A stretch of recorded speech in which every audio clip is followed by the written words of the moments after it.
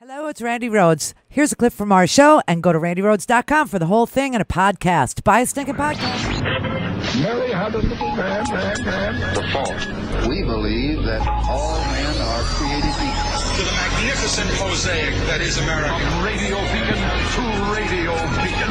I have a dream today. Change has come to America. Knock, knock. Who's there? It's a figment of your imagination. Randi Rhodes Show. Turn up your mind. Republicans control the House, the Senate, and the White House. This is the first time in the history of this country when you had one party controlling all three branches of government that there has been a shutdown. These guys, especially the president, are apparently incapable of governing. Yes. Listen to what the Department of Defense said just the other day in terms of the fact that we have not had a budget for the entire year. We are a $4 trillion government. We do not have an annual budget. This is from the Pentagon. We have been working under a continuing resolution for 3 years now. Our current CR expires tomorrow, January 19th. This is wasteful and destructive. We need a fully funded fiscal year 2018 budget or face ramifications for our military. End of quote. This is the military. They cannot continue to go month by month. I represent a state, Jake, where 25% of our people get their primary health care and dental care through community health centers. They have not been funded in 3.5 months. 10,000 people died last year because the Social Security Administration is not adequately funded. And I mean, honest to God, man. And this is all because they cannot govern. Donald Trump, as lousy a businessman as he really was, I mean, look at all the bankruptcies and the foreign money that had to come to support him. His son's sitting on the TV saying, oh, well, we've got all the money we want. It's just pouring in from Russia, right? I mean, we know where the money came from because he is such a lousy businessman. He's the only casino operator I've ever seen in my life where the house didn't win. It's just an amazing thing. He is just a disaster. But see, the thing in business is that you can make ultimatums and you can walk away. If you don't like the deal, you can walk away. As a free American, you can say no and not sign a deal, not sign a contract, not sign to build, not sign to work, not sign. You have that right. But in governing, you can't walk away. And this is the only thing he knows is to make an ultimatum, not pay, walk away, get sued for fraud, make a deal, agree to pay, and get the money from illegal sources. It's how he operates. You can't govern that way. You can't do that.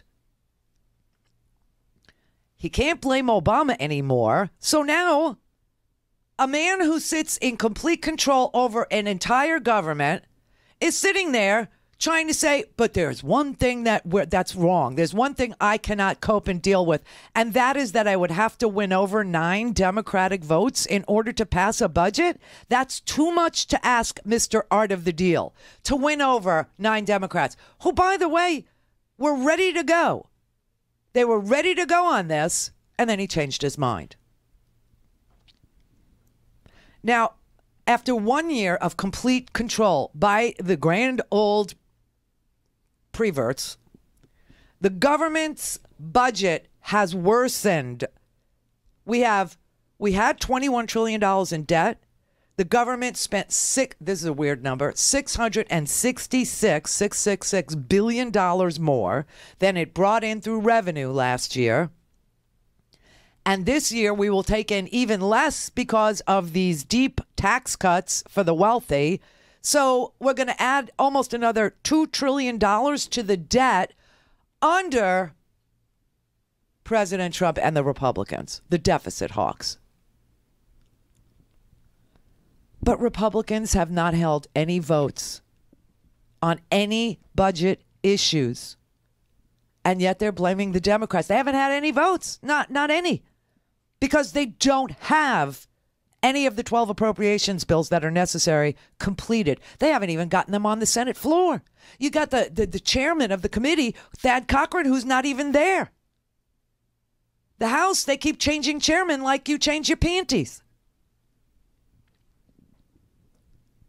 They don't have support within their own party to pass any of these bills. You understand that? what the president wants and what Congress wants are not the same thing. What the president wants is an enabling act. The president wants to do away with the Senate procedure. He hates regular order because he can't win over 9 freaking Democrats.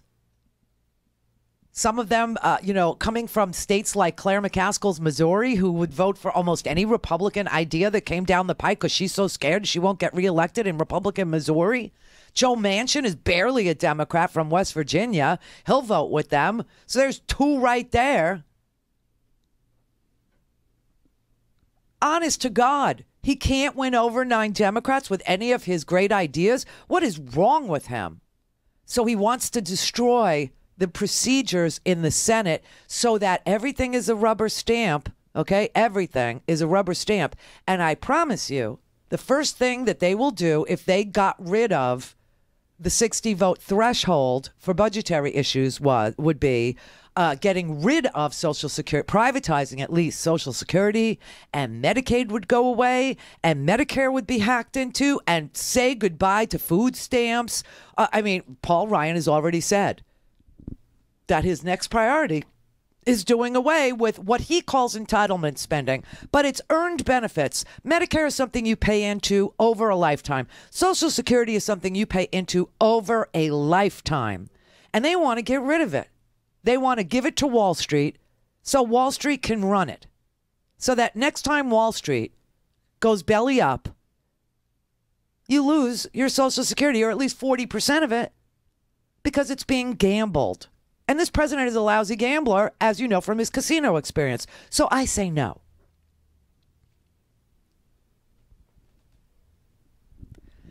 Now they want to add $250 billion in new spending for military.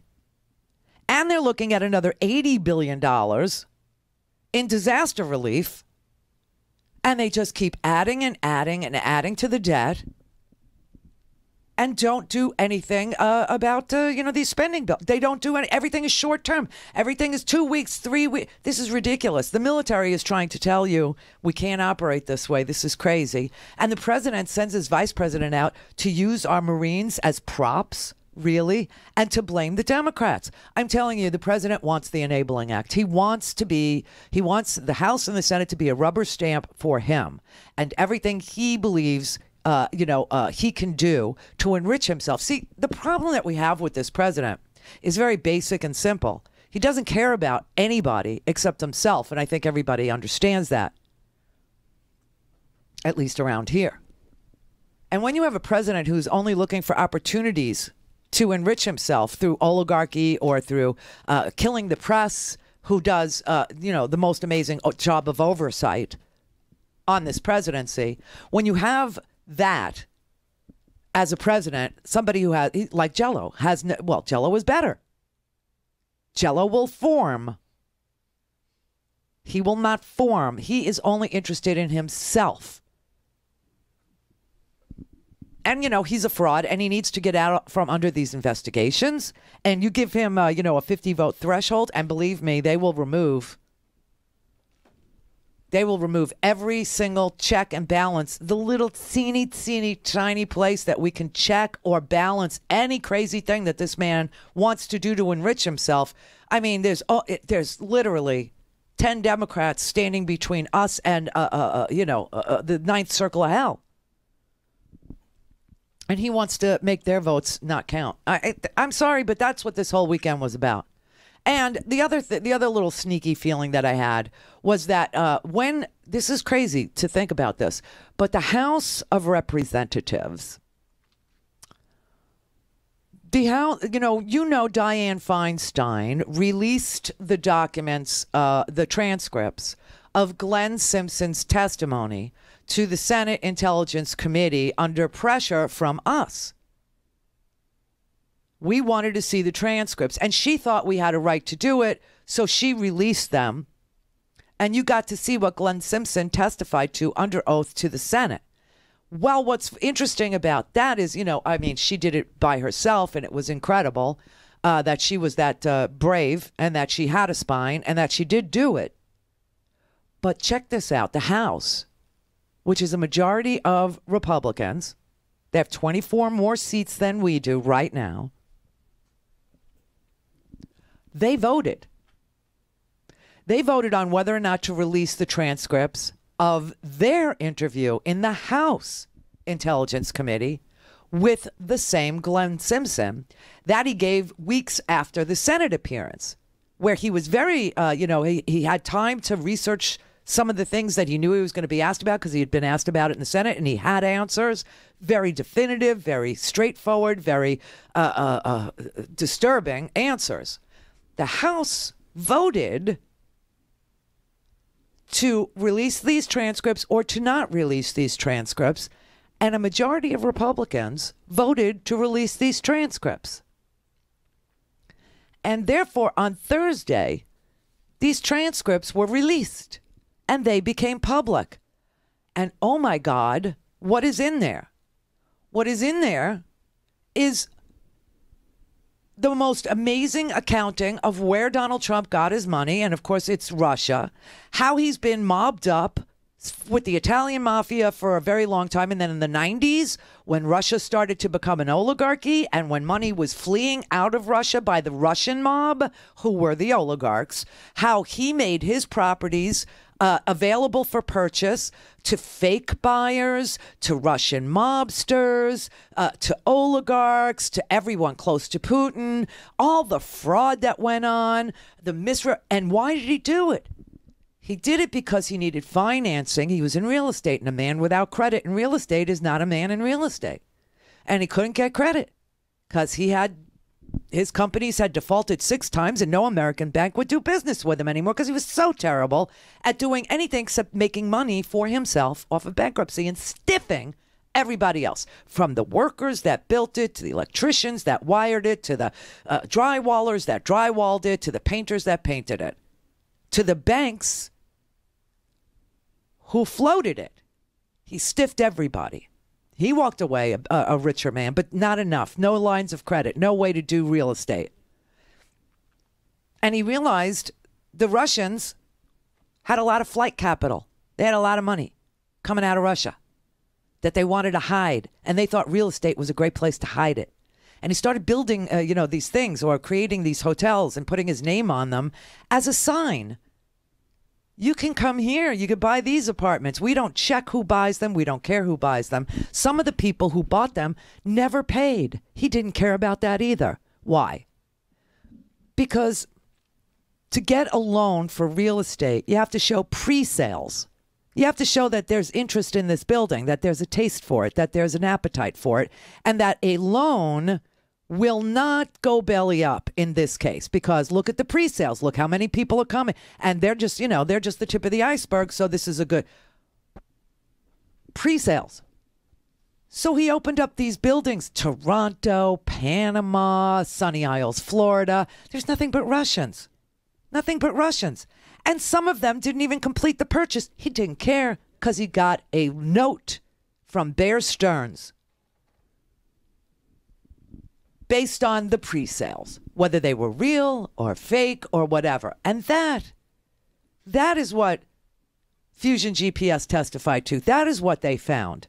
And the amount of, and then they were asked questions, the House Republicans, Trey Gowdy asked a couple of questions. And as soon as Trey Gowdy realized where this was going, he just said, okay, I don't need to know anymore, and handed it over to Adam Schiff. And Adam Schiff asked all the really hard questions. Jackie Spear asked all the really hard questions. And the answers are stunningly And that's what Mueller's looking into. And so this whole shutdown this weekend, do you think it's a coincidence that it came on the heels of the release of these amazing transcripts of testimony given to the House Intelligence Committee by a man who was hired by a Republican named Paul Singer over at Free Beacon? And he began his investigation, and all of a sudden, the first thing he discovers is Paul Manafort. And he knows about Paul Manafort. Why? Because Glenn Simpson was a journalist before he created this company that does investigations, mostly on behalf of law firms, into plaintiffs, people that are and defendants, to make sure that the lawyers know what's coming at them. Who are these people that are suing us? What's their background? Are they trustworthy people? Do they have any blots on their record? Have they done bad, shady business before? Because you're being sued and you want to take the defendant apart, or you are the defendant. You want to take the plaintiff apart, right? You want to just ruin their reputation. That's what Fusion GPS typically does, is they investigate plaintiffs, people who are suing, so that on cross-examination, they could tear that person's credibility apart or that entity's credibility apart. But he says every once in a while, every 4 years or so, he does get hired to do opposition research on candidates. And this was one of those. And he was hired by a Republican. And the very first thing that they found out when Glenn was, Glenn, oh, by the way, he was a journalist who worked for the Wall Street Journal. And his background was financial crime. That was his beat, financial crime. And apparently he left the Wall Street Journal because, he testifies to this, because he was writing all these articles about Russian money being fleeing Russia and how it was coming from Russian mobsters and oligarchs who were mobsters and the godfather of the Russian mob and even the Russian diaspora and how they were getting, the people who fled Russia to cooperate with the Russians at home. They were getting them to infiltrate various things here. And that's what he was writing articles about in the Wall Street Journal. And then he said the Wall Street Journal lost interest in the topic. And that pissed him off. So he quit.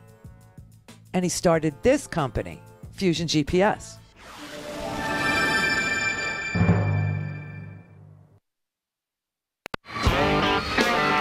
For a commercial-free, on-demand, whenever, wherever listening experience, visit RandiRhodes.com for your personal premium podcast today.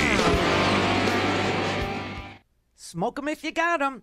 Yes, it's Herky Jerky in 2018. And for 2018, they're starting off with $5 off full packs of delicious beef smokies. Since Herky Jerky started in 1992, Herky Jerky's delicious beef smokies have been one of the most popular items, and for very good reason. The 100% beef meat sticks have just the right amount of snap on the outside and flavor on the inside. They're low cholesterol, high protein, guaranteed fresh, and the perfect snack for any occasion. This month, they're ringing in the new year with a discount of $5 off all full packs of their 3 kinds of smokies, mild, honey, and jalapeno. The full packs are 1.5 pounds. They include 30 long sticks. The discount applies to full packs only, but as always, if you buy any 2 packs of their products, you'll get free shipping. We hope everybody had a fun and safe holiday season, and we look forward to you enjoying Herky Jerky in 2018 with the absolute best and most delicious jerky anywhere in the world. Visit herkyjerky.com now. Again, herkyjerky.com, enter promo code SMOKY. Hello, Progressive Voices tune-in listeners. I'm Casey Hobbs. And I'm Shane Mason, and we're the hosts of Nurse Talk Radio. Here's what we're talking about this week. So we mentioned earlier on the show that nurses and millions of Californians are in support of the Healthy California Act, SB 562, a single payer for all bill that was successfully sponsored and passed in the California Senate last year and then stalled in the State House by Democratic Speaker Anthony Rendon. So fast forwarding to now, where's the bill and what's being done to move it forward? It is in the Assembly Rules Committee. So no help from leadership in the California State Assembly. But due to tremendous pressure by the sponsors, the California Nurses Association, Healthy California, and all of our supporters, as you just mentioned, with the Bernie-crats and the A-Dimmers, I mean, we're really lighting a fire here in the state of California, and we're pushing hard to get that bill to be heard, and we're going to make it happen. We just got invited to the 4th Assembly Select Committee on Healthcare, and we're going to have that platform here in February, so we're excited about that. Excellent. So, Stephanie, California Democrats, we have the majority in both the State House and the Senate. What's going on? Whether it's money in politics or whether it's donations from both pharmaceutical companies or healthcare corporations, I mean, they obviously are setting policy, and they are the leaders in the State House, and that's unfortunate. We need true leadership by our Democratic leaders. Single payer now is not just pie in the sky or, this unicorn that people don't see. It's embedded into American politics. and it will happen. So this is mainstream across the board on both sides of the aisle, both Democrats and Republicans on the state level and on the federal level talking about this. And Bernie Sanders, of course, has his bill on the federal level. So it's going to happen. Check out our show at nursetalksite.com and listen every Saturday and Sunday right here on Progressive Voices. This is the Randi Rhodes Show. To speak with Randi, dial 561-270-3844. That's 561-270-3844. So keep those two things in mind, that there is a reason for this madness that we watched this weekend, if you watched it at all, and that is that they wanted to distract from this transcript, okay? No doubt about it, because the words fraud are used so often. Russian mafia is so often used here, coming out of the sworn testimony. The idea of, that the Free Beacon paid for this initial exploration into Donald Trump, which is a Republican entity, and the first thing that they found was Paul Manafort, and they thought, oh, well, Paul Manafort has connections to the Russian mafia. What is he doing around Trump? And this sparked their curiosity. And so they started to look at Felix Sater, who also came to light very, very early on in this investigation. He said at the very beginning of the project, one of the very first things that I focused on was Donald Trump's relationship with a convicted racketeer named Felix Sater, who was alleged to have an Russian organized crime background. And this was when the Republicans were paying him. He said, and over the course of the first phase of the first project, we developed a lot of additional information suggesting that the company that Donald Trump had been associated with and Felix Sater, Bayrock, was engaged in illicit financial business activity and had organized crime connections. This is Trey Gowdy doing the questioning, and these are the answers he's getting. And so he's like, okay, I'm out. He said we were looking at corruption and organized crime activities sort of making its way westward from Russia, and eventually started doing a lot of work on Ukraine, corruption in Ukraine and gas trade in Ukraine and connections to Russian mafia. And that's when I first came across Paul Manafort.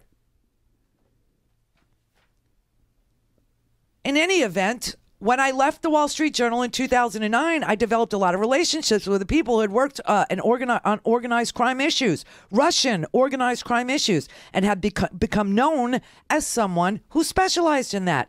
And a mutual acquaintance of ours suggested that Chris Steele had just left the British government, and a mutual acquaintance of ours suggested that we might be able to work together, or at least, we had a lot in common. This is back in 2009. And he's writing, all these articles for the Wall Street Journal about the illicit gas, Russian mafia, organized crime in Russia. How far does it go? Blah, blah. And the Wall Street Journal is publishing him. And then all of a sudden he says, oh, they lost interest in the topic. But this is the period in time when I first became acquainted with Paul Manafort. And when they hired me at the Free Beacon, I came across Felix Sater, and I knew he had connections to organized crime. And he said, we also had a lot more broadly learned that Mr. Trump had a long-time association with Italian organized crime figures. And as we pieced together the early years of his biography, it seemed as if during the early part of his career, he had connections to a lot of Italian mafia figures. And then gradually, during the 90s, became associated with Russian mafia figures. And so all of that had developed by the spring of 2016 to the point where it was not a speculative piece of research. It was well established.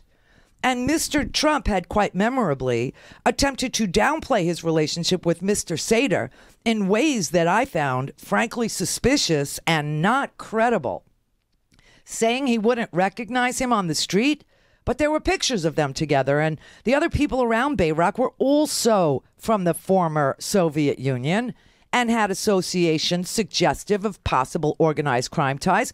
One of them is a guy named Tevfik Arif, A-R-I-F, who it turns out's real name was Tofik Arifov, and that he was an alleged organized crime figure from Central Asia. Oh, guess where? Yeah, Kazakhstan, where the president just hosted the president of Kazakhstan, like in front of everybody's face. He's like flaunting this stuff. Anyway, he said, so there was that. And then, we also increasingly saw that Mr. Trump's business career had evolved over the prior decade into a lot of projects in overseas places, particularly in the former Soviet Union. They were very opaque, and that he had made a number of trips to Russia, but said he never had done a business deal there, and I found that mysterious. You see, if you read all of these, about 150 pages, what you're going to learn is that the reason why there's no buildings branded Trump in Russia is because the business went the other way.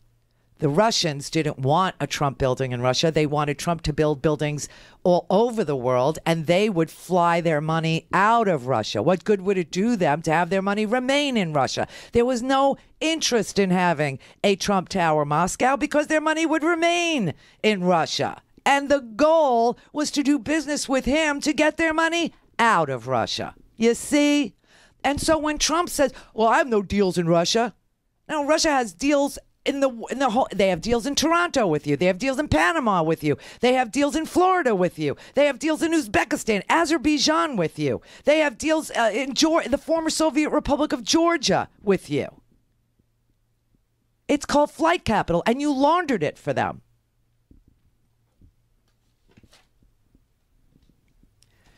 Gowdy does not like these answers, and so he's like, Mr. Schiff, okay, this is what he said. I mean, you got Glenn Simpson giving these very, succinct answers about Trump's mafia ties, both Italian and then switching over to Russian, and laundering dirty money for mafia, whether they're Italian, Cosa Nostra, or now they're Russian oligarchs, which is the mafia, which is the government. Putin is mafia. That's the thing about Russia. That's the thing about oligarchy. It's mafia.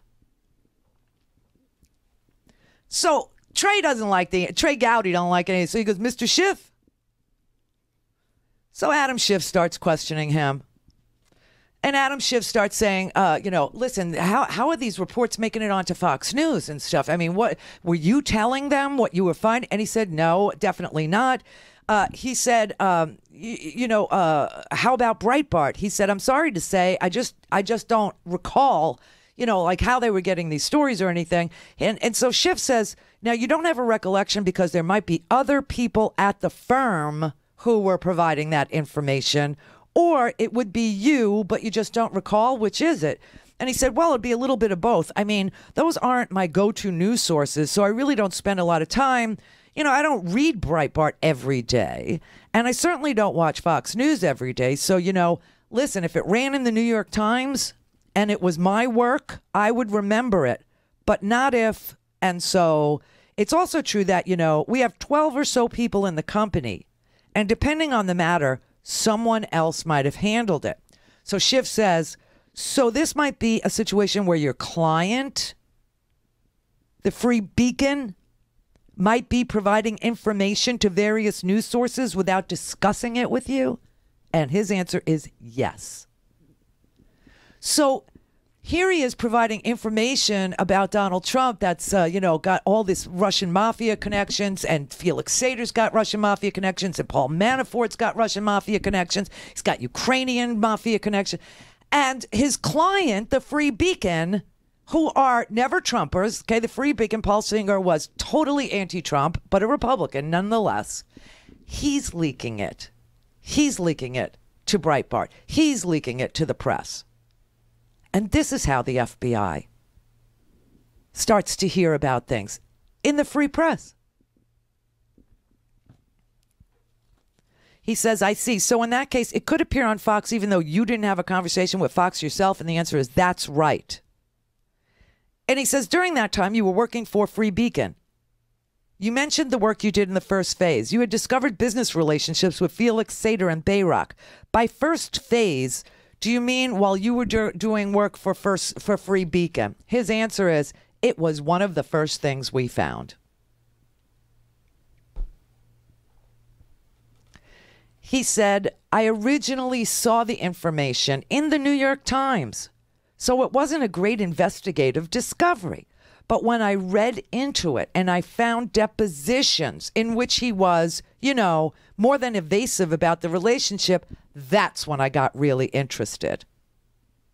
And he says, Adam Schiff says, so during the period of time you were working for Free Beacon, you came across some of the first information about candidate Trump's business ties in Russia, including those with Felix Sater. Answer: yes, that's correct. And lots of other issues came up during the primaries that raised concerns in my mind about whether there might be connections. Donald Trump might have unexplained connections to Russia or people involved in that part of the world. I mean, among other things, eventually Paul Manafort was appointed to his campaign as the first convention manager and then the chairman or the campaign manager. And I knew a lot about Paul Manafort from my career at the Wall Street Journal. I had written a number of stories about his involvement with Oleg Deripaska and pro-Russian party in Ukraine and another oligarch named Firtash. And I'd even written a story about whether he should have registered as a foreign agent. And all that occurred years earlier. So when he suddenly surfaced, I was, struck by that. So this did not happen later in the investigation when the Democrats said, keep going. This happened at the beginning. And that's how we saw these depositions of Donald Trump talking about, I wouldn't recognize Felix Sater if you put him in the same room with me, all this stuff. Okay, so Schiff asks him, so if you would go through us, this is amazing. Okay, this is just totally amazing. He said, so if you would go through with us some of the Russian-related things that concerned you, that you had learned in that first phase while you were doing work for the Free Beacon, as best you can recall. And Glenn Simpson says, well, the funding of Bayrock was, I think, much of what we initially were concerned about and focused on. The company seemed to have some sort of funding source from either Russia or the former Soviet Union that was opaque. So we spent a lot of time looking at people around that and their backgrounds and why Trump would be in business with them. And that was one of the major issues. Another one that I think surfaced in probably the early winter was the amazing number of people from the former Soviet Union who had purchased properties from Mr. Trump, including Dmitry Robolov, who purchased a derelict estate at an extreme markup in Florida. And a number of people bought into his properties. We also looked at his trips and marketing activities in Russia, and I think all of that came up during the first phase of the project. And Adam Schiff said, you mentioned that you'd done a lot of work as a journalist in terms of Russian organized crime, financial crimes, organized crimes more generally. What can you tell us about how the Russians launder their money and whether that was an issue of concern during the first phase of your work? He said, I guess the general thing I would say is, the Russians are far more sophisticated in their criminal organized crimes activities than the Italians, and they're a lot more global. They understand finance a lot better, and they tend to use quite elaborate methods to move money. Obviously, the offshore system has grown in sophistication in the last decade or so, and they've taken advantage of that. Things that I had wrote about involved money laundering through security straits, laundering money through fake arbitrations in court, laundering money through commodities deals. I mean, if you think of the way to launder money, the Russians are pretty good at it, but they specifically understand financial markets. So I think I can tell you all of that. I can tell you also that the Russians are much more integrated in the way they operate with the political in sort of a legitimate business structure. So you don't find too many Italian mafia guys who are major shareholders in big media companies, but you definitely can find Russian mafia guys who are shareholders in international media companies.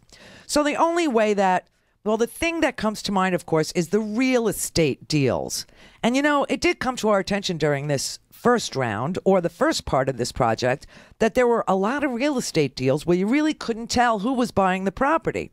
And sometimes properties would be bought and sold, and they would be bought for one price and sold for a lot less shortly thereafter, and it didn't really make any sense to us. But we did a lot of work for previous investigations on people buying condos.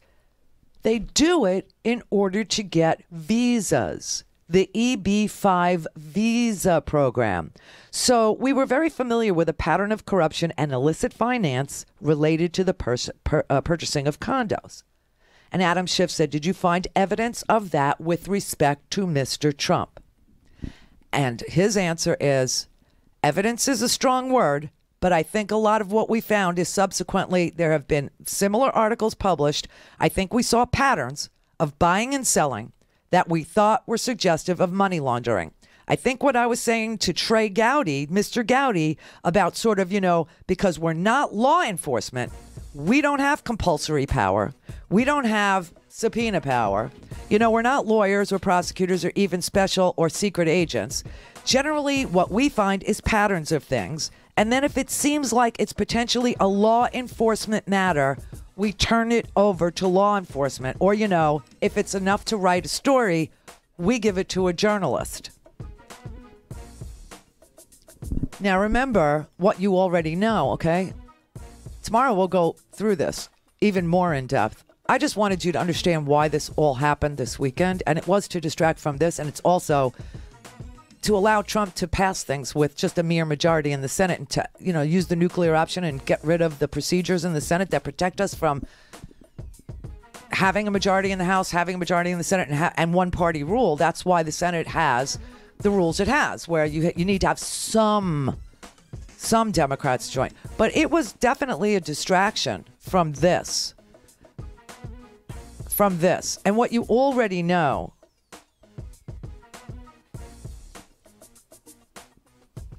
is that these properties went bankrupt, these properties went under, and that people were buying and selling at a loss, but you didn't know why.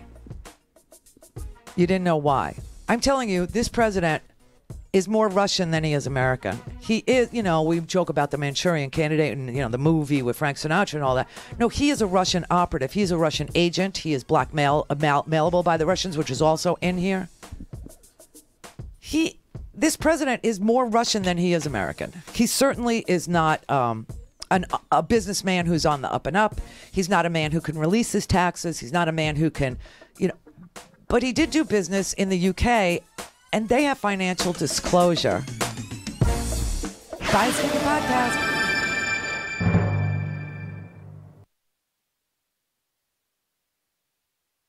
Go to randyrhodes.com for the whole thing and a podcast. Buy a Stinking Podcast.